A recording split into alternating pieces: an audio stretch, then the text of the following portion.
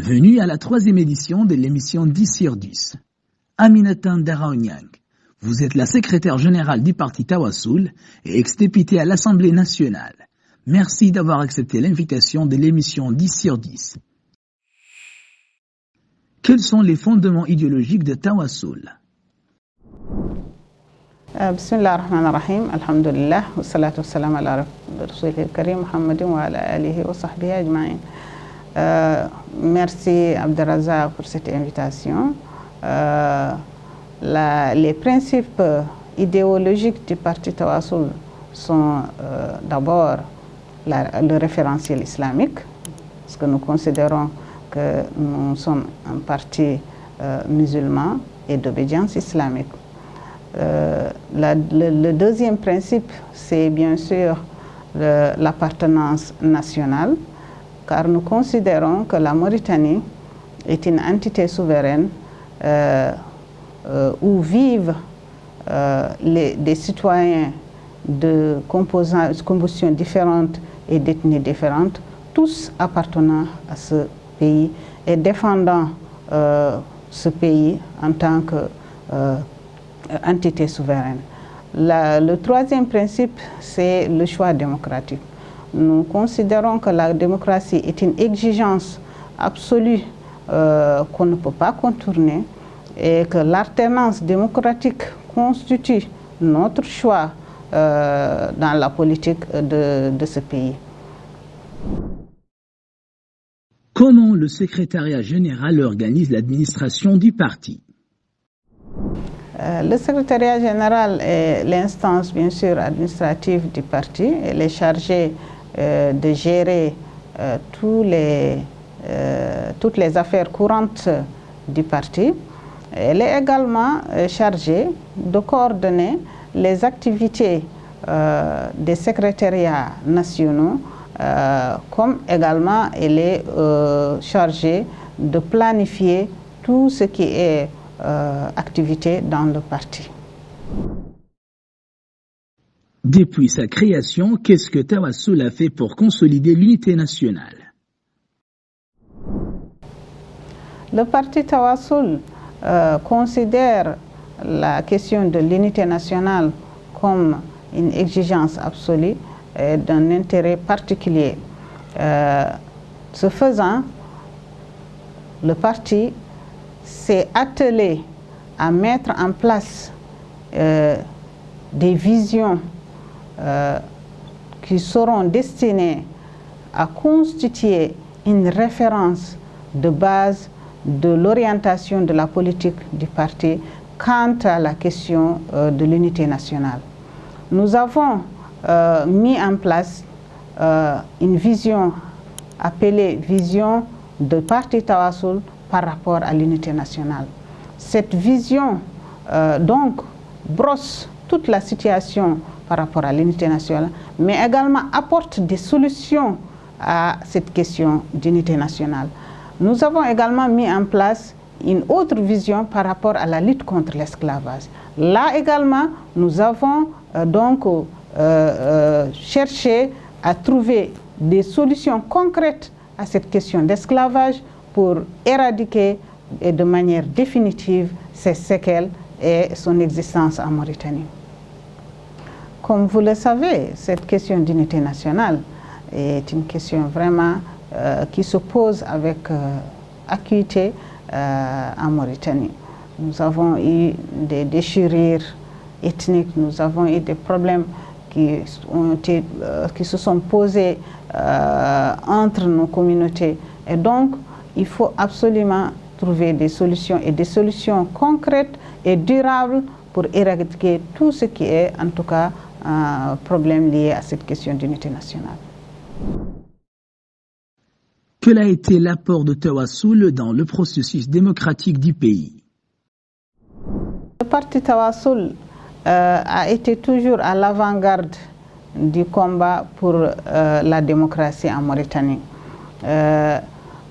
Nous avons participé à toutes les manifestations pour l'ancrage de la démocratie et pour lutter contre les coups d'État militaires, comme vous le savez.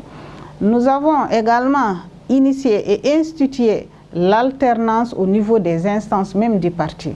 Par exemple, notre président, quand il fait 2 mandats, il doit donc laisser la place à un autre président parce que nos textes prévoient que le président ne peut pas dépasser 2 mandats. Tawassoul a également été à l'avant-garde de tous les combats contre, en tout cas, les violations des droits humains et les violations des libertés publiques. Comment évaluez-vous l'action gouvernementale du régime actuel? Bon, par rapport à l'action gouvernementale du régime actuel, on peut en tout cas dire que par rapport au dialogue, par rapport à l'ouverture aux autres partis politiques, nous pouvons noter une évolution. Nous pouvons noter un pas en avant dans ce sens. Mais au contraire, pour ce qui est de l'amélioration des conditions de vie des populations, nous avons une nette régression de ce régime.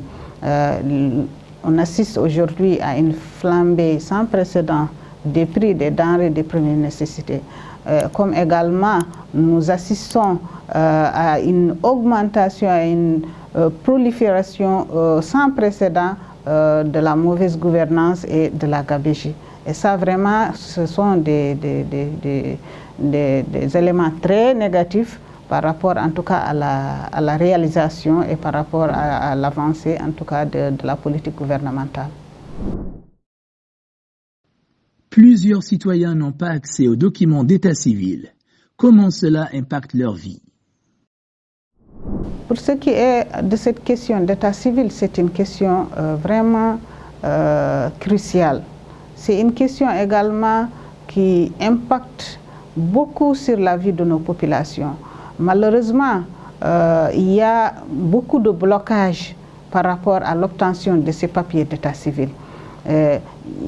C'est des blocages parfois qui sont liés à un manque de performance des infrastructures. Et parfois également, c'est lié tout simplement à la composition des dossiers d'état civil. Donc, je pense qu'il est vraiment crucial et important de simplifier cette recherche de papiers d'état civil et de simplifier en tout cas la composition de ceci pour permettre à nos populations d'avoir accès à leur papier d'état civil. Sachant également que sans papier d'état civil, on ne peut rien faire en Mauritanie, on est considéré même comme inexistant dans ce pays. Et ça peut également avoir des impacts négatifs sur toute la descendance de la personne. Donc je pense qu'il est important de repenser à cette question d'état civil et de papier d'état civil. Certaines populations de la vallée se plaignent contre l'accaparement de leurs terres. Quelle est votre lecture? Le problème de l'accaparement des terres de la vallée est un problème très sérieux et très grave. Et nous appelons le gouvernement à chercher des solutions urgentes, mais également durables à cette question. Aujourd'hui, la vallée en entier est inquiète. Nous avons des manifestations partout. L'exemple de Ferala est là. L'exemple de Ngaoulé est là. Et donc, cela constitue réellement une menace pour ces populations. La politique foncière du gouvernement doit être vraiment repensée et revue. S'il y a un projet, par exemple, le projet doit s'exécuter, doit se faire en concertation avec les populations locales, qui ne doivent pas être ignorées ni marginalisées. S'il y a une attribution quelconque, elle ne doit pas se faire au détriment des propriétaires foncières. Donc, je pense que cette question d'accaparement de terres, c'est une question qui doit même être un sujet important, en tout cas du prochain dialogue national. Tawassoul est connu pour sa défense des intérêts des citoyens. Qu'a-t-il fait pour soutenir les populations de la vallée? Tawassoul est un parti qui se soucie en tout cas des problèmes qui se posent à toutes les populations. Ce faisant, quand il y a eu des problèmes à Ferala, Tawassoul a dépêché une délégation pour s'enquérir des informations, donc pour essayer de voir quelle est la solution, en tout cas, ou bien quelle est la contribution qu'elle peut apporter par rapport à cette question. De la même manière, à Ngaoulé également, nous avons dépêché une délégation de parlementaires composée du président du groupe parlementaire et d'autres députés, et également du secrétaire général du parti, pour en tout cas approcher les populations, poser en tout cas les questions à ces populations, voir quels sont les problèmes réels qui se posent au niveau local. Nous avons toujours été aux côtés des populations quand il y a des problèmes de ce genre. De la même manière aussi, quand il y a des problèmes en tout cas, violation des libertés publiques, violation des droits humains, Tawassoul a tout le temps été aux côtés des victimes. Une entente a été trouvée à organiser un dialogue. Comment analysez-vous cette initiative? Le dialogue a été toujours une revendication nationale, comme elle a été une revendication bien sûr de notre parti, le parti Tawassoul. Bien sûr, après plusieurs tentatives, il y a eu un accord pour organiser un dialogue national. Ce dialogue n'est bien sûr pas un dialogue entre les partis d'opposition et les partis de la majorité, non. Ce dialogue, c'est un dialogue national qui doit impliquer tous les acteurs nationaux, les partis d'opposition, les partis de la majorité, mais également et surtout le gouvernement. Donc nous lançons un appel pour que le gouvernement puisse nous désigner un représentant de ce gouvernement qui va en tout cas être notre interlocuteur dans ce dialogue.